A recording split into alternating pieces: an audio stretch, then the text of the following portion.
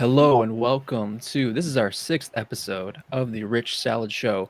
Welcome to the best up and coming movie podcast where we talk about movies and streaming, all that good stuff. I am Salad. He is Rich. David, how you doing? I'm doing good. Super excited. We have some pretty interesting stuff to talk about. Stranger Things dropped, and Yes, we are looking forward to discussing. absolutely. Yes. So, like David said, we are discussing Stranger Things. We're also getting into December movies. Lots of fantastic film are coming up next month.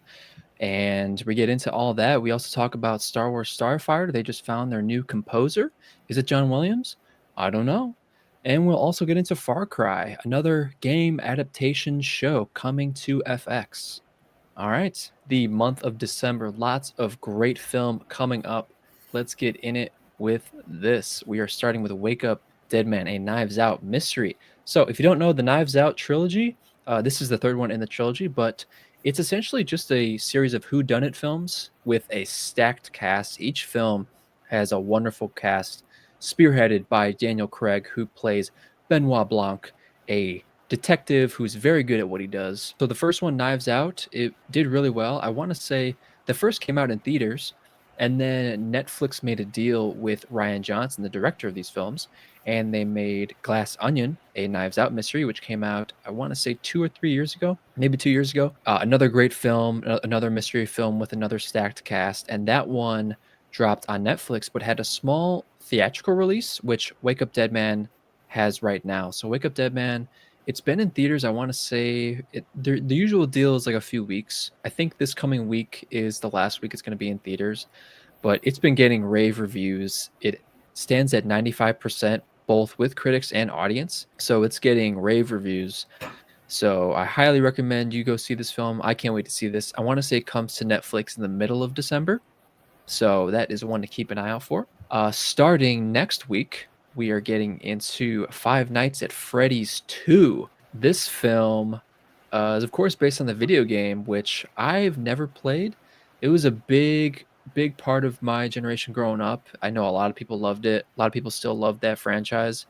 I was too much of a scaredy cat to play the games, but in terms of seeing a film, I should definitely check it out because I still need to see the first one. It just looks like a fun time. I know what's crazy is that the original Five Nights at Freddy's, so it had a $20 million budget, but opened to $80 million opening weekend. Wow. So yeah, no one saw that coming.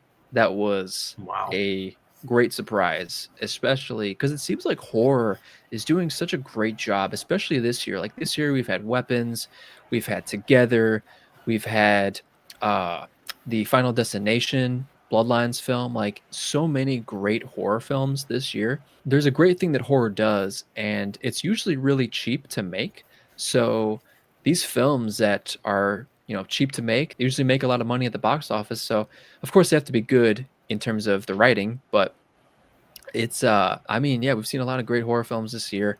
Five Nights at Freddy's 2. I think I'm gonna check it out. I'm kind of excited to see it. It's coming from Blumhouse. They put out a lot of stuff, and they definitely know their horror. So that's Five Nights at Freddy's 2. Then we are getting into this is a few weeks after. This is, I want to say, around December 19th. So is this thing on, starring Will Arnett and Laura Dern, directed by Bradley Cooper, Rocket Raccoon himself. So this is his third, I want to say this is his third film he's directed. He might have directed a few more, but in terms of getting the Oscar notoriety, he's been on a low key tear with A Star Is Born. He got a lot of Oscar buzz with that. With his film Maestro that came out, I want to say 2 or 3 years ago, that got some Oscar buzz as well. I want to say it was up for Best Picture. So he's had, I'm pretty sure A Star Is Born was up for Best Picture as well. So I mean, he's had two films up for Best Picture. He's coming in hot with Is This Thing On, which is about a couple who is facing an impending divorce, and Will Arnett plays this guy who's just trying to figure himself out in New York City. I want to say they might have recently moved there, and he's kind of trying his go in terms of being a stand-up comedian. I think it's going to be a good film with commentary on relationships and how to move on and find new love within a broken relationship.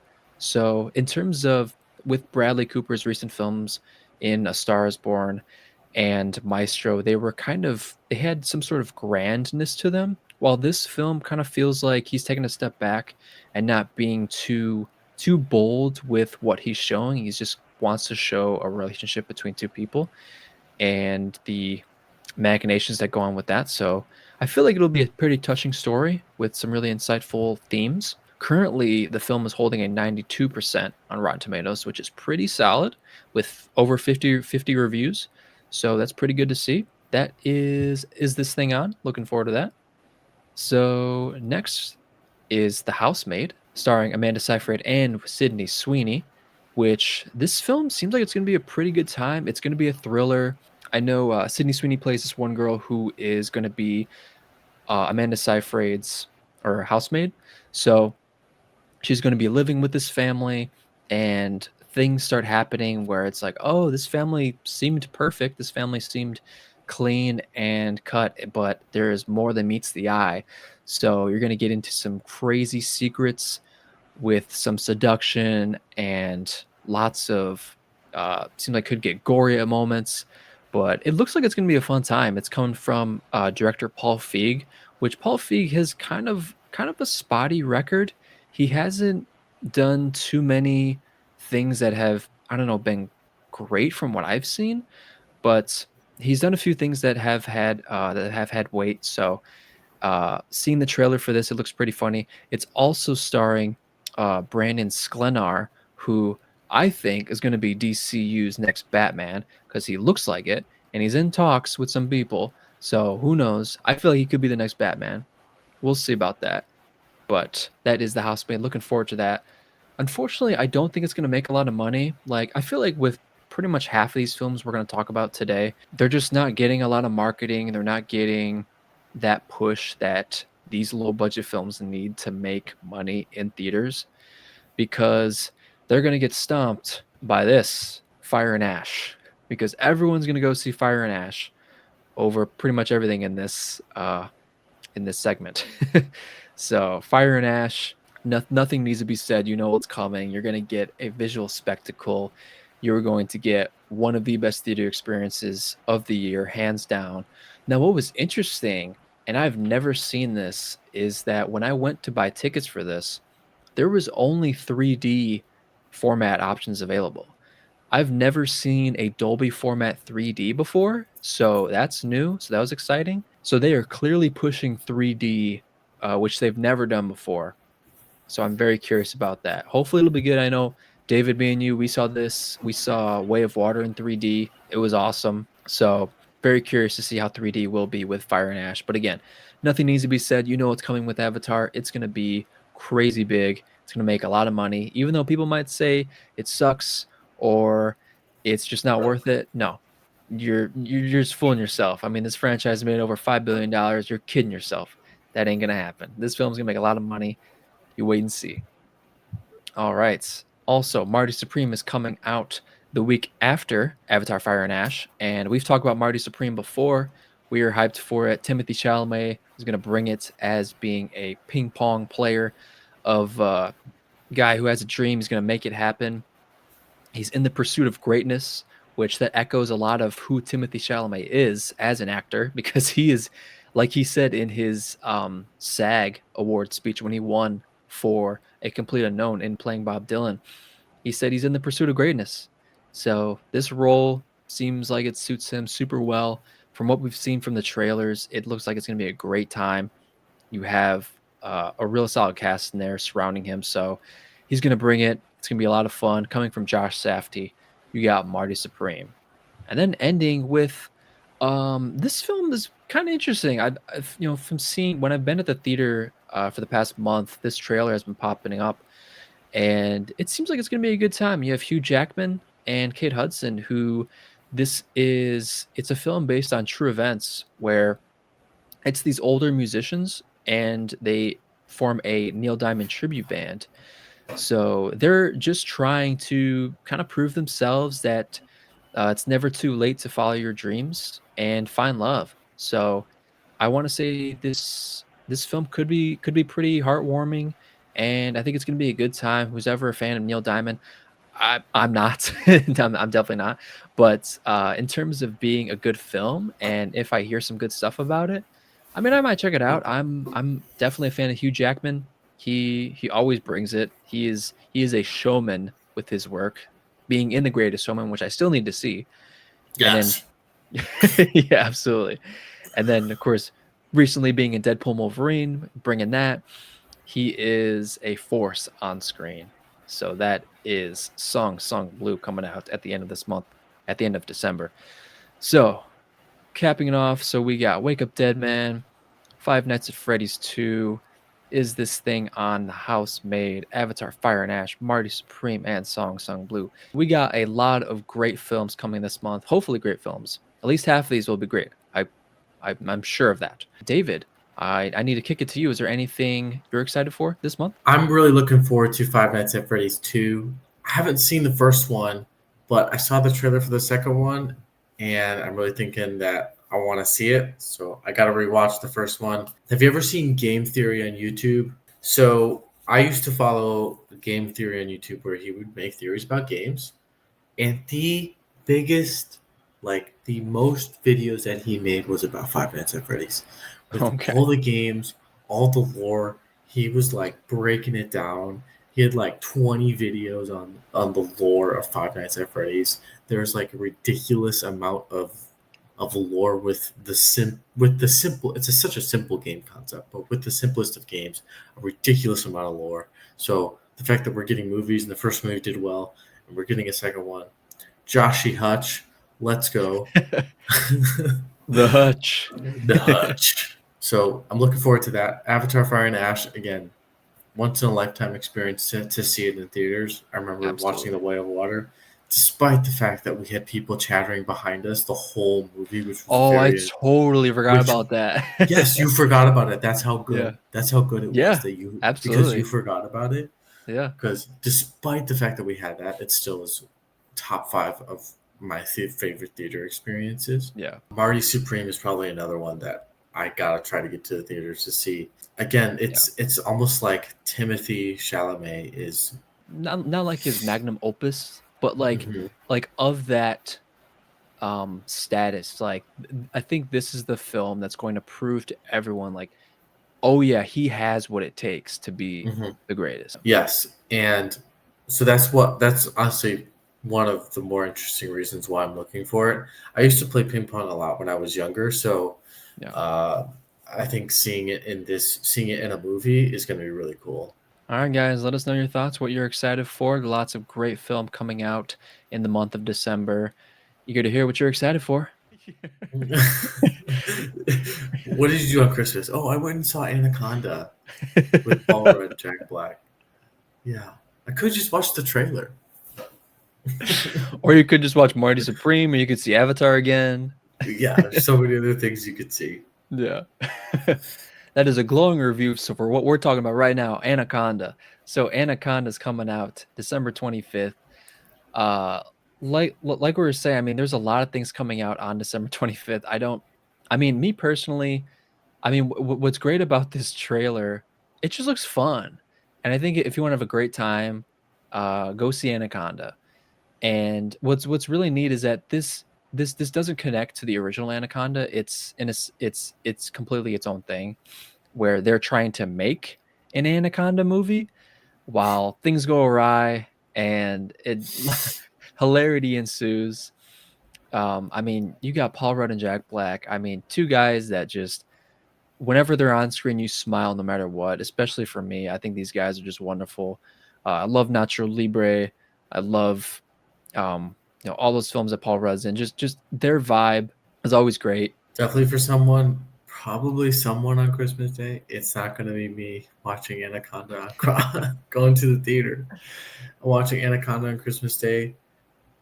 I would recommend not watching a trailer because the trailer is the movie.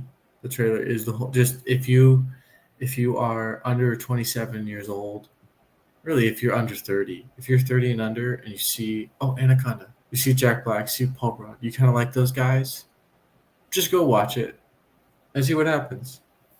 Because it probably is going to be fun. I mean, those guys are fun. But don't watch the trailer. Don't, because again, trailer's the movie. The trailer is the movie. I mean, man, like It shows a lot, but like I mean, from my reaction to it, I didn't get that fully. Like I see what you're saying, but I kind of weigh both ways. should be a fun So time. I'm not gonna go see it though. no. Yeah, there's a lot of other things to see. But regardless, if you're excited for Anaconda, go see it because it looks funny. All right, with that down, we are going on to our next topic, which is this Star Wars Starfighter. We have just got some great news that the composer has been revealed, which I know going into, and it's funny because we haven't talked about Star Wars yet on this podcast yet.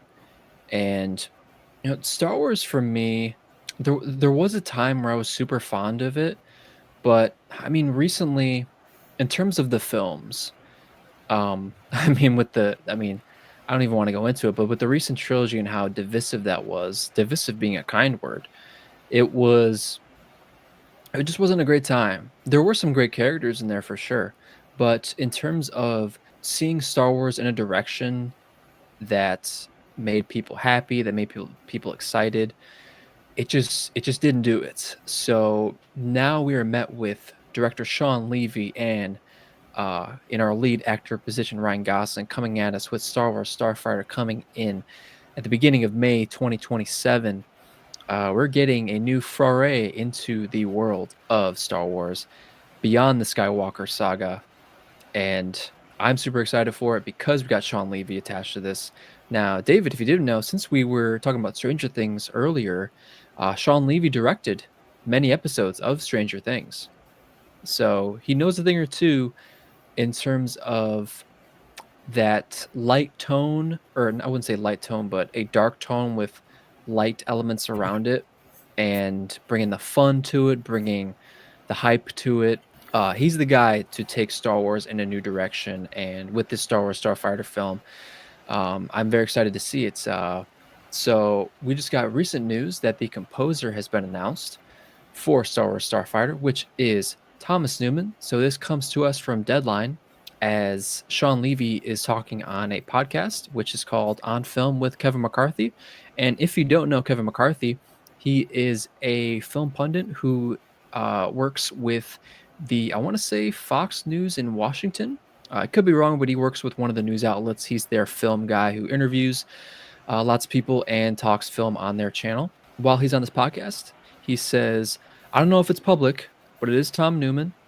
So now it is public. So yeah, I think we're breaking the news here. You don't understand. If you ask me to name my favorite scores, 5 of the top 10 are Tom Newman. Shawshank, Road to Perdition, Nemo, American Beauty. The guy's a maestro." He goes on to say, "And I was thinking about this movie and what I need the music to be because it wants to be sort of classically inspired. But no, it's not going to be remixes of Williams' cues. It may be inspired by some of that, but I knew that I needed a big hearted movie score from a composer who, like John Williams, doesn't shy away from themes." So, and it's funny because going into this, if you think of Star Wars music, John Williams is the guy. He's the man, the maestro to bring it all. So, hearing news that we have a new composer who's also had many Oscar nominations with a lot of films, who's very, very accomplished. Seems like a lot of people are excited. I'm not too familiar with this composer, but I know when you bring a musical talent into a film that has a deep catalog of rich stuff that has been given lots of achievement, it's very exciting to see. So, David, when it comes to Star Wars and the world of Star Wars, because I'm curious, because I know whenever I'm thinking about Star Wars, I have like a certain mindset in terms of where it's at, like in terms of my likability of it, because I know with the films it hasn't been great, with the shows it's been spotty. I know with Andor, it's a lot of people love that. I haven't seen Andor, but for the most part, Star Wars is kind of at a very high divisive state at the moment. So, David, curious to hear your thoughts where you are with Star Wars. Yes, I was introduced to Star Wars as a young warthog. My father introduced it to me, probably was 10, maybe 11, watching the first movies. I know it was before episode 3 had come out because I remember my dad actually going to go watch episode 3. So Yeah, we're thinking, when did episode 3 come out? 2005? 2005. Yeah. Okay, so man, I saw them when I was, because I was before 7 years old, is I guess when I saw them then. Yeah. And I remember not being allowed to watch episode 3 because it was PG-13 for a little bit. Like I Mm. saw everything else. Episode 3, I had to wait. Okay. Yeah, I remember liking those movies. I remember liking the prequels more. I guess like as I got older, people were like, "Oh, we hate the prequels." I'm like, "Why?" I don't know. I Yeah. liked them. I Right. and then I saw Clone Wars. I still haven't finished the Clone Wars that was like on Cartoon Network. I did watch that, and I actually watched the cartoon Clone Wars. It's like a 40. I think it's like an hour long, 45 minutes. And then when it was announced that like Disney was buying Star Wars and we were going to get more movies, I mean the hype was just through the roof for myself Hmm. and for everyone else because we hadn't had one in a while, and basically my whole life we hadn't really had one come out. I had never experienced a Star Wars release in theaters. Hmm. So going and seeing episode 7 was fantastic for me. It was amazing, right? And I Yeah. don't think I watched the prequels beforehand. Like I hadn't watched them again.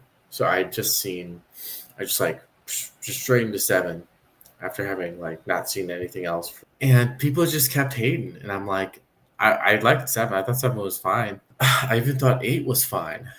And then people were like, well, it was horrible. And I'm like, well, why? And then they gave me reasons like, okay, I guess I can see that. Like, that's the way. And I think personally, we're getting so much. We are getting we got a lot of TV shows. We got Lots of content. lots of content. And like, I don't know, I feel bogged down. Like, I feel kind of weighed down. There are reasons why like artificially creating demand builds hype, right? Like if there isn't a lot of something, like you're artificially in theory creating demand because you don't have a lot of it and a lot of people want it. It almost feels like the supply is too much for the demand. We just got too much stuff, and we got different things over here. What that was books. It was like these books, maybe comics. I'm not sure if they had comics. I know there was a lot of Star Wars books Hmm. that some were canon, some were like not canon, and that was like where the content was. And you had the Clone Wars. But now it just feels like there's so much, and we got like a ton of movies. I think that's part of the reason, honestly. Yeah, absolutely. They have what seems like right now they have seen what's been going on in terms of, like you said, the sheer amount of stuff they've been dropping. And it'd be one thing if the amount of stuff they've been dropping was good, which it is not. I mean, Book of Boba Fett tanked. Obi-Wan, the season opener was great, but then it just tanked. Ahsoka was kind of mixed. Acolyte was garbage. Uh, it was just lots of crap. And there was some genuinely good stuff in there. Like I really enjoyed they did some Tales of the Jedi, Tales of the Empire, Tales of the Underworld, the short kind of animated shorts based on specific characters of the Star Wars mythos. And those have been great. The animation style is beautiful. It's very in the same vein of Clone Wars, which, like you mentioned, the animated shows back in the day when they were on Cartoon Network with Clone Wars. Like I would say for me, in terms of my favorite Star Wars, I think it's Clone Wars and Rebels, both animated series. You get so much just dense, rich characters within each of those shows. While Clone Wars is an anthology series during the Clone War time, and the way they shine the light on the clones themselves, giving them so much more character, giving them real personal stories, real human stories. It's a special thing to see, something that the films could never do. And you also get more context with Anakin and Ahsoka. Like that's where Ahsoka was born. I love the Ahsoka character for what Clone Wars did for her. And coming into Rebels, which Rebels is about just a tight misfit group that's a family that are just rebelling against the Empire and doing what they do, trying to make the galaxy right, and just trying to just help out the little guy. Just a great series. And it's funny because with Clone Wars being on Cartoon Network and then Rebels was on like Disney XD, both were on platforms that didn't seem like they would give a show that like story level prowess that it deserves, and it did. Like they did a great job with it, uh, regardless of what platform they were on. And so we're seeing a lot of great animated stuff come from the Star Wars mythos. In terms of live action stuff, in my opinion, it's been super spotty. When I think of the original trilogy, I don't really come back to those. That's not what I would consider like my Star Wars in a sense. Like I do have an appreciation for those for what they did, because without those we'd have nothing. Yeah.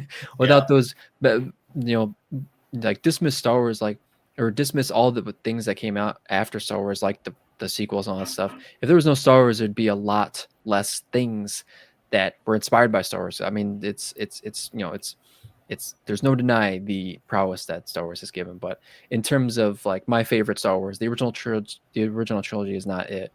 And the prequels I enjoyed for the most part, and then the sequels I enjoyed kind of for the most part. So for me it's always been kind of spotty. But with Starfighter and the potential redemption we could have with a great Star Wars film being in theaters. Well, I mean, I totally forgot about, we've had Solo, which is the prequel with starring Han Solo when he was younger, which I kind of enjoyed. And then you also had Rogue One, which I think is my favorite Star Wars film. Rogue One was so special, just giving us what happened just right before Episode One, or what, Episode Four or whatever. So I think we've gotten some great films, but in terms of just being a consistent franchise, Star Wars has not been it at all.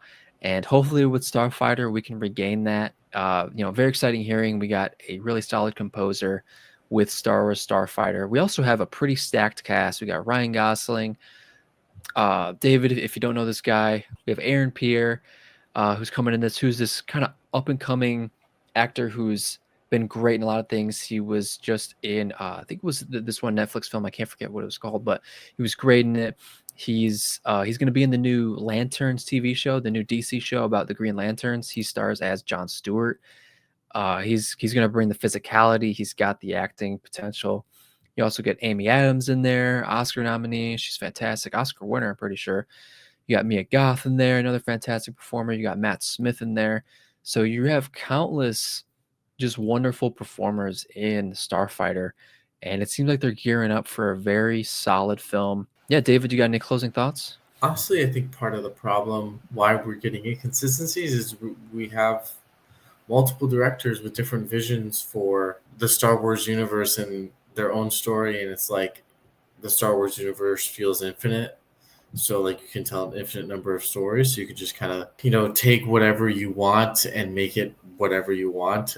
And I think that has really pissed off a lot of fans because like they feel like there are certain rules that need to be applied to the universe that kind of aren't that maybe aren't treated as effectively. I mean, I just really want to see really cool lightsaber battles, personally, and it feels like we haven't gotten really cool lightsaber battles since like episode 3. Yeah, I think.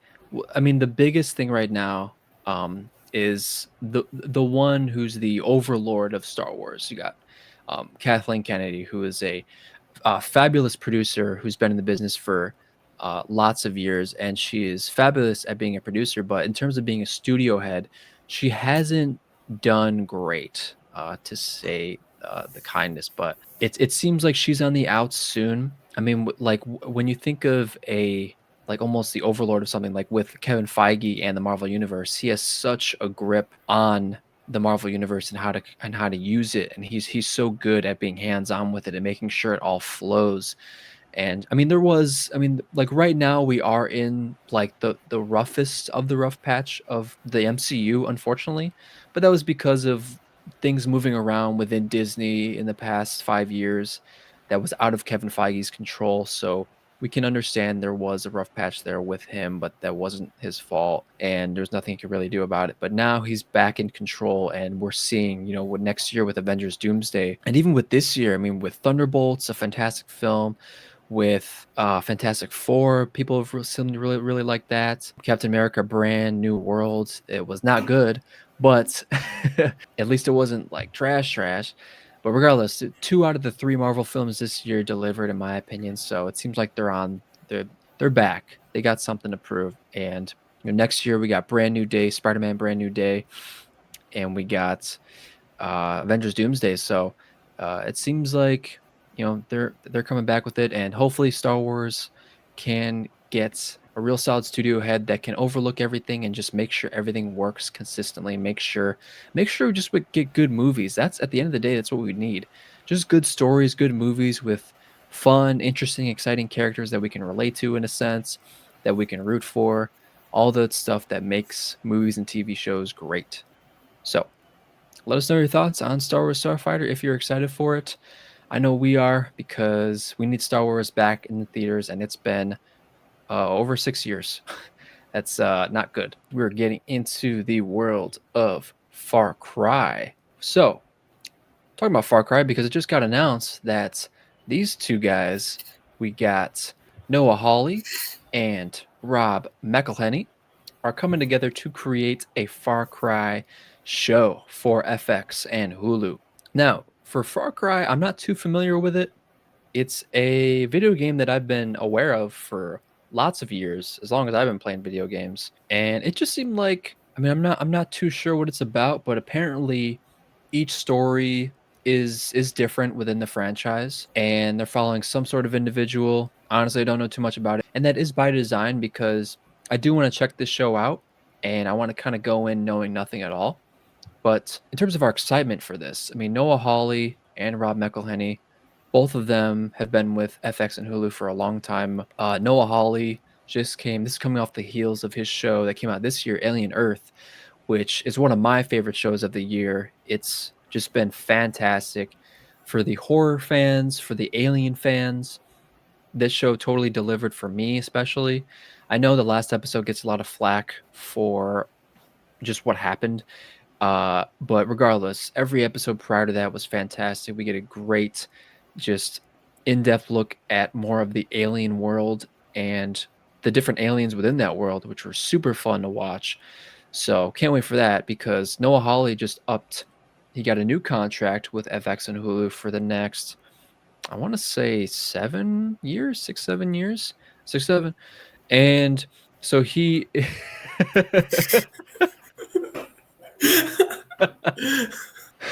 oh, that's great. Had to just throw that in there. I love it. So Noah Hawley, he has a long contract with FX and Hulu that's about 9 figures. So he's making some dough with them, and rightfully so. Rightfully so, making that dough because Noah Hawley is fantastic at what he does. So he made Fargo, he made Legion, of course, he made Alien Earth, and I want to say with Fargo. So Fargo is an anthology series as well.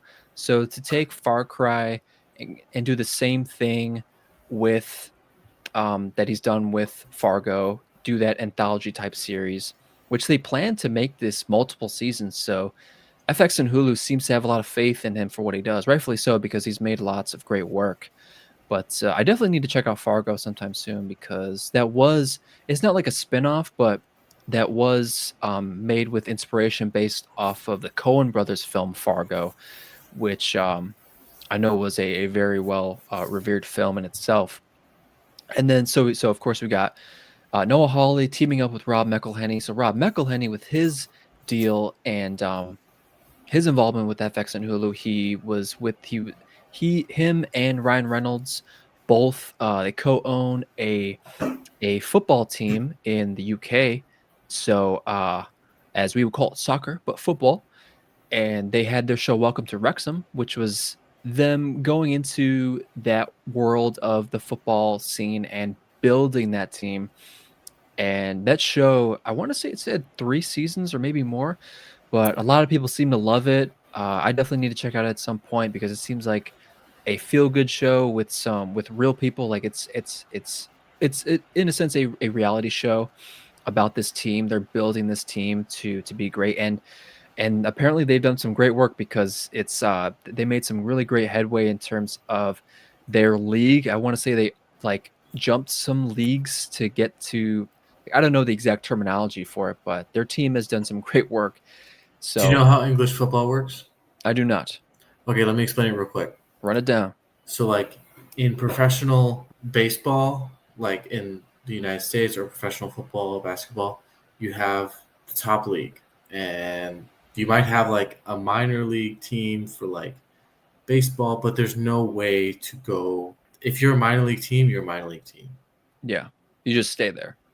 English football has tiers. And if you are a local team at the bottom, if you win your league, you move up to the next tier.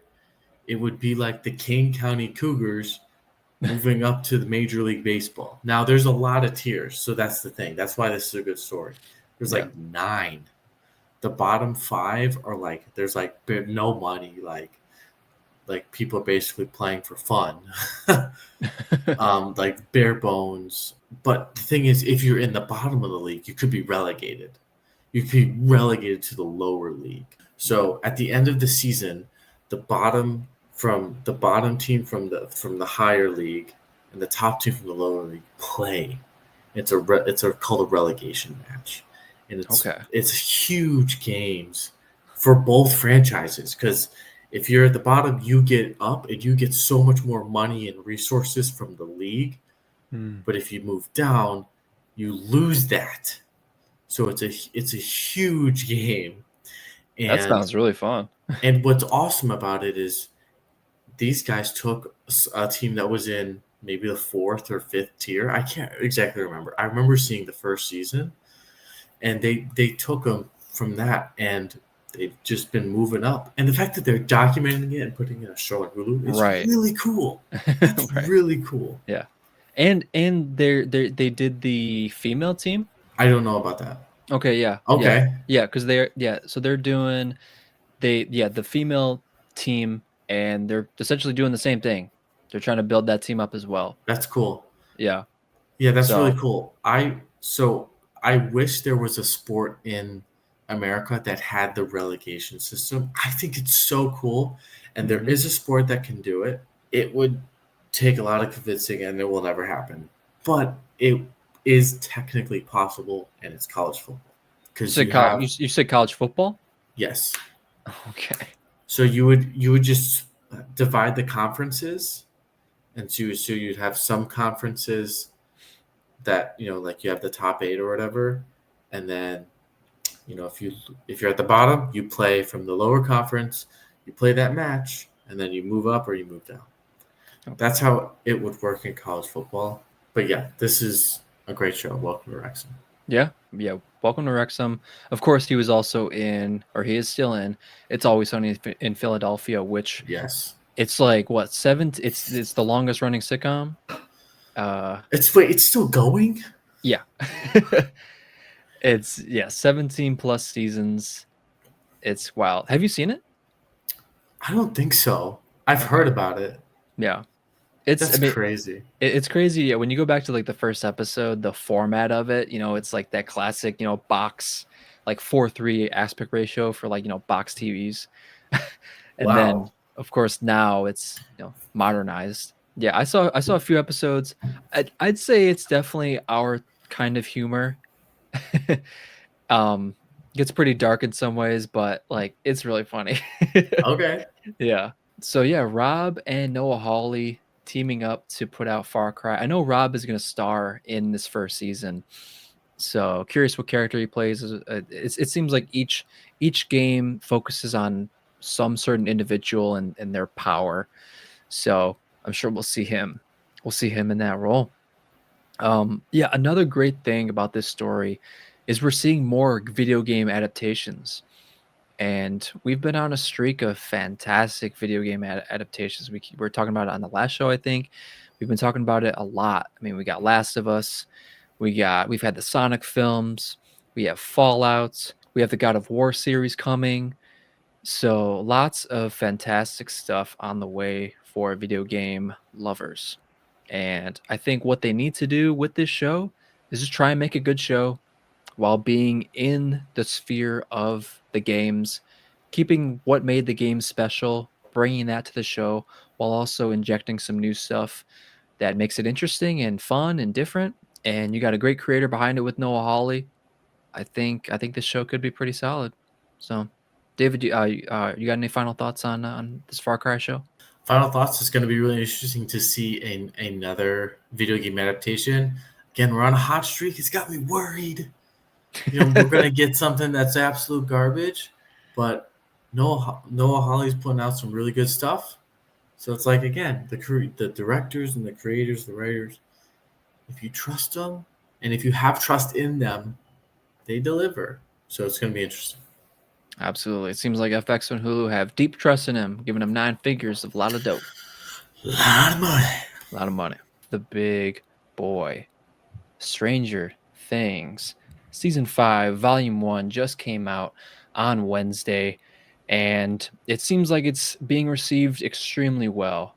I think from what I've seen, and after seeing all 4 episodes. So we are going to get into spoilers. So if you don't want to hear any of that stuff, be sure to come back later when you have all that info down and you get to hear Spoiler warning. Right. So just be warned, spoiler warning coming for Stranger Things. So Volume 1 of Season 5 just dropped. David, you're free to jump in at any point. It was awesome. I was very, very happy with what happened. I think starting off the season, it started strong, introducing because I know they dropped the first 5 minutes of Will, and of course they dropped that before the season came out. And once I've seen some films do that and some shows where they'll drop like the first however minutes of a show or a movie on YouTube, and we're able to view it. But it's like, for me, I want to view it in context of the actual show. So David, did you check out the first 5 minutes, or did you just kind of blaze past that like me? I hadn't seen that. So, Okay. yes, I did watch that. And I will hint at something here. Yeah. There has been some controversy about those first 5 minutes. How? So, okay. Some people in certain circles have felt that the scene was very graphic of basically Vecna injecting something into Will via his mouth. Oh, yeah. I didn't get that. I didn't get that either. I just don't think that. Like, I don't think Yeah. that's the intention of the Duffer Brothers. It's intentionally graphic because, like, Well, yeah, they want to he's show wicked. us. Yeah. I mean, that's how you display the wickedness. That's how you display his evil. I mean, you have to. I mean, even though we've seen what Vecna has done last season, you come into this season, you kind of have to re-up his vibe. You have to let us know, oh, he still is that bad. Mhm. Even though this is a flashback, like we still have that in mind going throughout this season, what he did to Will originally. And that's giving further context to Vecna's wickedness, Yes. in a sense. While last season we didn't know he did this exact thing with Will. Mhm. So I think, yeah, in terms of making the story richer and giving Vecna that added cushion of the wickedness, I think that first scene did it really well to add to his character. In terms of making the story richer and realizing what actually happened that day, because we never saw what happened to Will. I mean, the moment he was taken, and we just kind of assumed. And what's great about this show, and what's great how this season opened, is, well, because this is the final season, harkening back to season 1, and I love what they've been doing with Will these first 4 episodes so much, especially in the 4th episode. But building to that moment and finally giving him the platform I feel like he's needed throughout the entire series.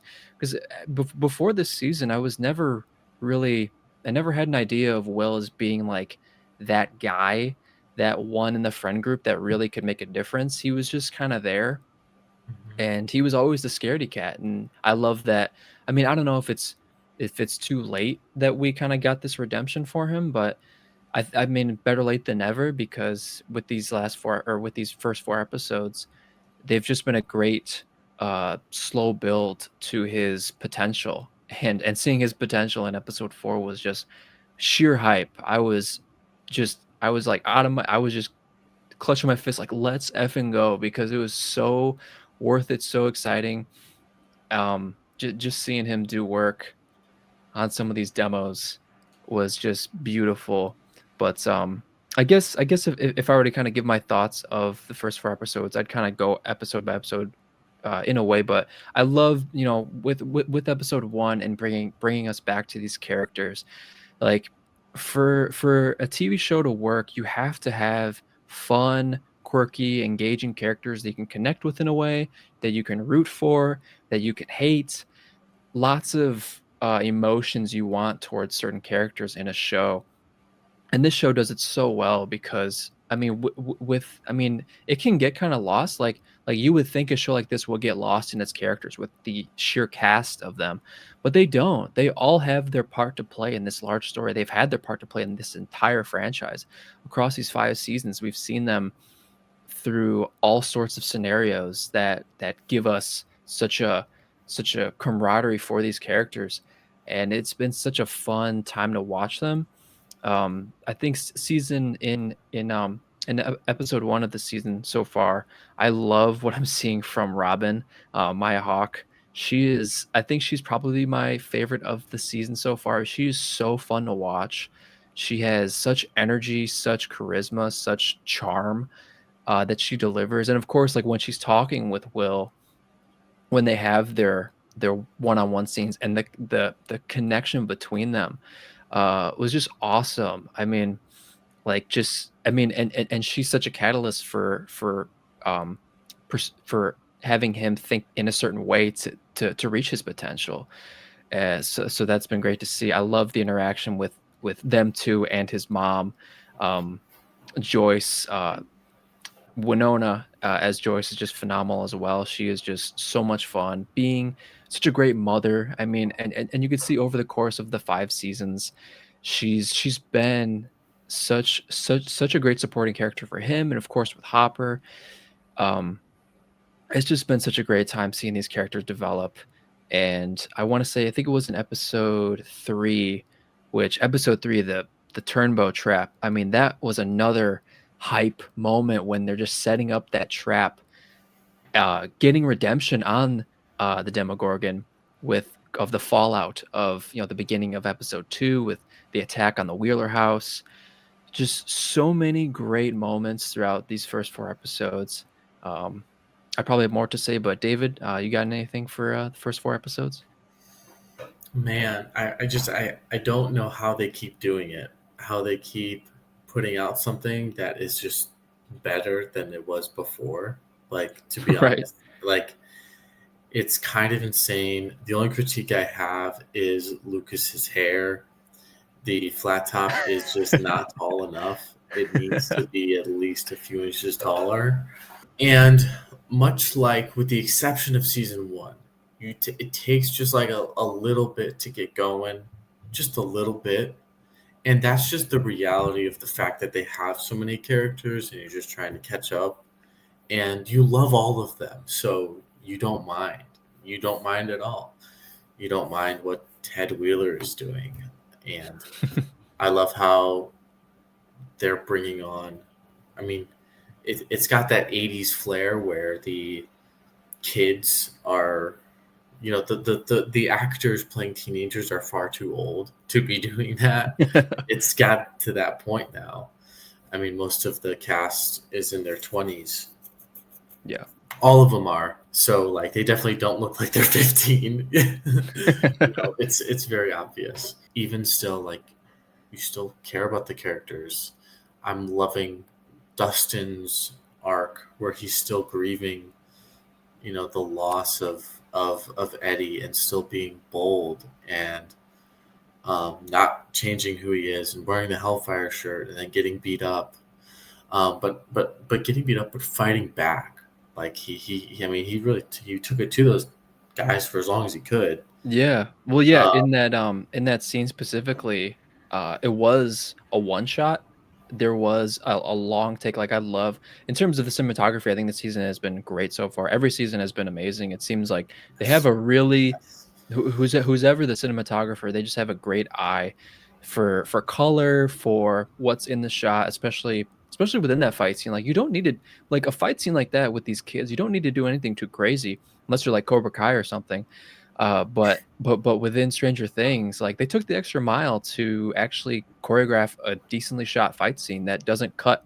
Because what makes a fight scene suck is when you cut a lot, because you Yeah. cut a lot of the movements, you cut the flow of a fight scene. The flow of a fight scene needs to work, and with that fight scene within the cemetery, that was great. And yeah, of course, like over Eddie's grave and using the blood of that was the snake, right? Because they killed the snake, his uh Yes. his pet snake. Like, so brutal. Mm-hmm. And then to see Dustin just dismiss the fact that, of course, like Steve knows what happened, but Dustin keeps dismissing it. It's like, come on, man, just tell him. Like Steve wants to help, Mm-hmm. even though he's like, I love what's been great about this season so far too is like it's this show still reminds you who these characters are, because even though over the course of 5 seasons we've seen Steve grow, but he's still Steve. Mm-hmm. He still has that dickish to him. Mm-hmm. And like especially Dickish. especially when he's talking to Dustin, and when he's talking to John, he's like he just has that like naive conniving way about him. Steve's been great this season, and again, like I was also thinking about Millie as 11, and when I saw episode 1, I was like there's something about her that just kind of feels the same in a sense, like how she's acting. And I guess just like I don't know, like I was thinking, is there anything more she's gonna do with her performance? But then once I got into episodes 2 and 3 and 4, I'm like, well, she's still playing 11. Like she's still that same kind of, I don't know, timid girl who's still kind of scared. But even though like we've seen a lot of growth from her, while she's trying to really tell Hopper like I can do this, like she has a lot of confidence, but she's still kind of like, I don't know, she still has that like 11 performance in her. So I don't think like being the 11 character calls for, I don't know, some grand one-on-one interaction with the characters. Like I think it was in episode 2 when she's tending to Hopper's cut and they have a great one-on-one. Like I think that scene in itself was really solid. But I don't know, it's kind of interesting. Like once the season began, I was thinking to myself, is Millie a little overrated in a sense? But then I was thinking, well, no, I don't think so. I just think the character as 11 doesn't call for too much in terms of being able to like act your ass off in a sense. But of course, like whenever it gets to these big moments where she's trying to jump the gate to get on top of that big structure where whatever they're holding is secret, like all that stuff, like the moment she's called for action, like she brings it and she brings a good physicality to her performance. I mean, it's just been great seeing all these characters again. I think that's what makes this show thrive is all these relationships they have with each other. I love what I've been seeing, especially with Will and Robin. I mean, even the scene when they're doing uh, when they're when they're trying to get underneath that zone where the military is held in the middle of Hawkins, and where they're trying to get through the bathroom, and as my Hawks character explains the plan, like she's like I like dick, and just like that whole joke sequence, it was just so hilarious and so just of her character. Yeah. It was just a great time. Not sure how they keep pulling this off. It's so interesting from the get go after you kind of catch up with everyone and they just keep that intensity. And then, like, it's just a long movie. And then just the climactic scene in episode 4, where we had I mean, in my opinion, it is like a Captain America with Mjolnir type Oh situation yeah, when, absolutely. well, that's what it felt like. Yeah, It felt like that. The CG on the Demogorgons was like unbelievable. They looked so cool, it was really good. just menacing. And then, like, you obviously you get Will's power at the end, but not only that, like you start to wonder, he's probably more powerful than like 11, than Al, because The Demogorgons were taking just rounds were bouncing off of them, and he Right. literally like dismantled them with like a second. Yeah. All of them, like just like you It was just epic. jumping at it. It was so epic. It was so Yeah. epic. It was And hype. then like the reveal that like 8 is back. Yeah. Yeah. Like I mean, I totally forgot. right, like everyone Totally. forgot because Yeah. everyone really hated that episode, Right. but I don't think anyone's complaining necessarily. No. I don't think anyone's complain. I haven't seen people complain about that. And like I was thinking at the end of episode 4, I'm thinking we're not going to get to see who's behind the door. Like we're just not. Like it's going to cut off. We're going to wait a Hmm. month, and we're not going to see what gets to happen with Will and or with everyone else. We got to see both, and we want to watch more. That I think is a testament to the writing, because like I Hmm. was expecting something. I was expecting it to just massively cliff hog, and Hmm. I did, but it was satisfying. Was very Like satisfying. it was Especially, satisfying. like especially seeing Vecna. Like I was like, okay. And his design is so sweet.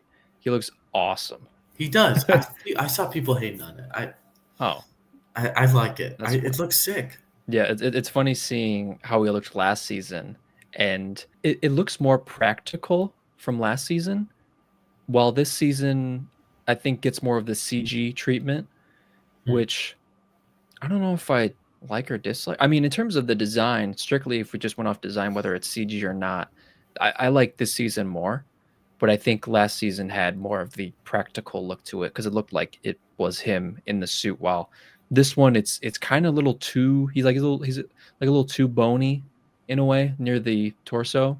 Okay. But that's just me getting more technical with it. But yeah, just seeing him show up because like the way they teed up if he was going to be behind that silver door like in before episode 4, I was like, I don't think so. Like once we see that shadow behind those like spokes of the upside down where they can transport people to and from, once you see that shadow behind just walking towards, it's like, oh, there he is. Hmm. And him showing up just doing work on every one of those the military dudes who are all just straight up assholes. Like every time they're talking to a kid, they're just so annoying and just Yeah. so rude. It's like whatever. Man, I think the MVP, the low key MVP of our first 4 episodes, is dipshit Derek.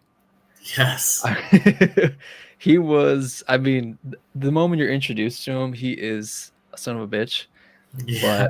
I mean, especially in the Turnbow Trap episode, which my goodness, I love that the prep for it, and I mean, what's great, and what sucks about a lot of shows is, and a lot of stories is that whenever they tee up a plan, nothing ever goes according to plan.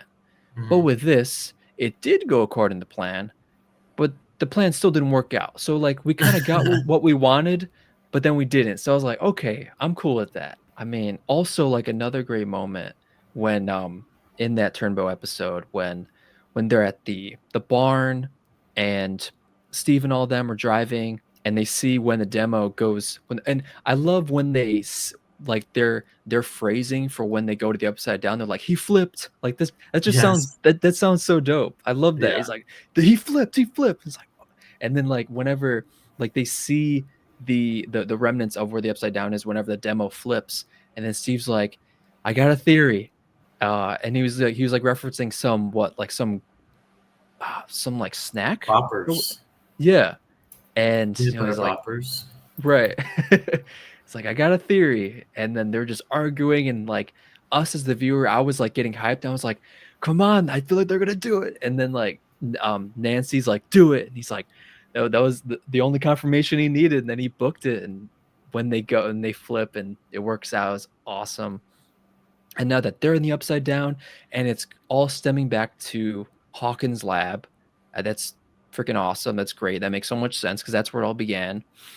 And thinking about the upside down as a dome or as just it's surrounded just by a wall. Initially, I thought when they revealed that wall, it was just like, if this makes sense, like just a pocket in the upside down that was surrounded by a wall. Not that the upside down was surrounded by the wall, if that makes sense. Like it was just like a dome. Like almost think of it like a giant football stadium just covered with that like thick muck that Vecna was in. That's kind of what I thought originally. That he was just like that he secluded himself in this like giant dome of that thick wall goo whatever crap. Mm-hmm. But I guess it's just the upside down is surrounded by that. And I guess the big question is what is outside that. So that's super fascinating.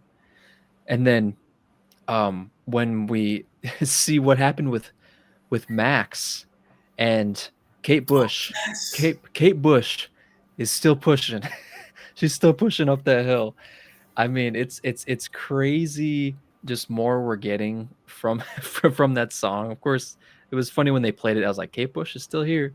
And Kate Bush still plays a big part of this story clearly as we see that Max was almost able to get out of that memory. And thinking about it, I feel like there was a section where it did get a little too like heady, like too many things to think about when you have Holly who's trapped in this plane of what looks like a beautiful memory of Henry, and then also you have Max who's trapped there. It's like, well, how is she trapped there as she's in a coma, but then Holly's not. Holly's was taken somewhere and is like being captive in what seems like the same kind of scenario that Will was.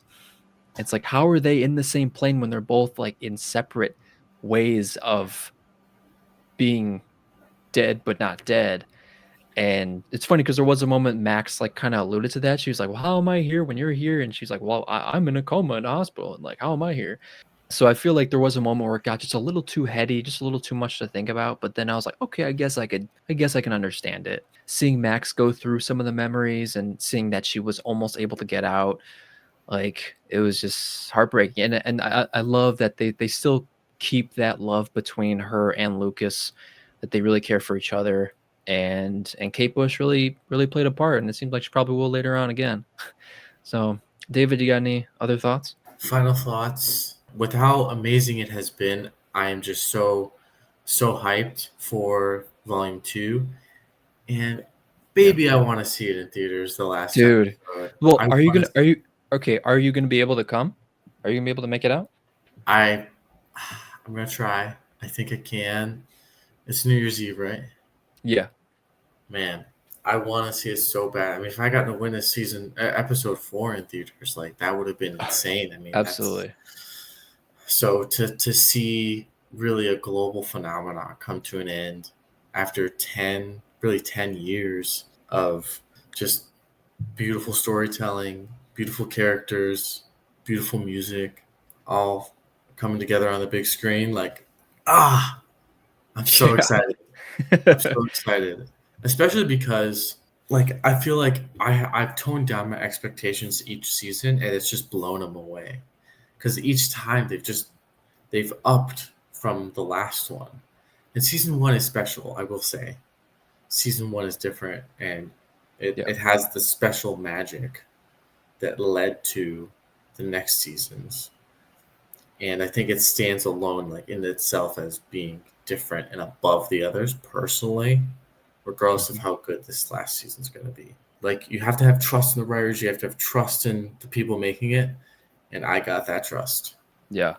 I think yeah, there was another thing that I wanted to touch on, which was in episode 4, when I was talking about the one shot that was with Dustin and his fight. They did another one shot that was a long take when you're following Mike as he's trying to protect all the kids as he's walking throughout that zone when the demos are just going crazy on everyone. It was a Yes, long take, and I'm like, it's yes, still going, it's still going. And it yes, honestly felt like a minute of just one take, and like to choreograph a take like that is insane with all those moving parts, because you have to think about all the actors behind them, all the probably suited up motion capture actors who are acting as demogorgons, and there's a lot of timing involved. Great camera movement throughout it as well. It's just a lovely feat that they did, and I was super happy to see that. So that is Stranger Things Volume 1 of Season 5. We love what we're seeing so far, and we got 1 month, and then after that month, we wait another little bit, and then that final episode comes out in theaters. Make sure you get yourself out to a theater and see it, because if you don't, you are wasting the opportunity because you want to see this finale in theaters. People keep saying I was reading the articles that like I mean some of the directors are saying the finale lives up to what it should be, and it's going to deliver, and I can't wait. So Ah, so hype. hype. It's so hype, man. Absolutely. So if you guys have seen Stranger Things, let us know your thoughts, and yeah, eager to hear them. All right, guys. Definitely our longest show so far, but Elongated. Yeah. elongated. All right. So, another episode down. Lots of great movies coming in December. Stranger Things. The rest of Stranger Things is coming in December. Finale is coming to theaters. That is a first. That is going to be a great time. David, you think you're going to make it out to the theater to see Stranger I Things gotta find a finale? way. You got to find a way. Gotta find a Find a way. way. Find a Gotta find a way. way. Get the kid to bed early. Yeah. Kiss the wife. Be there. Be there or be This is a once in a lifetime event, man. Absolutely. Yeah. Once in a lifetime. I'm curious how long it'll stay in theaters. Hopefully, at least for a weekend. I would hope so. I hope it just wouldn't Yeah. be the day. Yeah, imagine that. Like, I mean, the Netflix CEO has said people don't like going to the theaters. We know it's not true. They just want good movies in the theaters. Yes. And they really want TV shows in the theaters.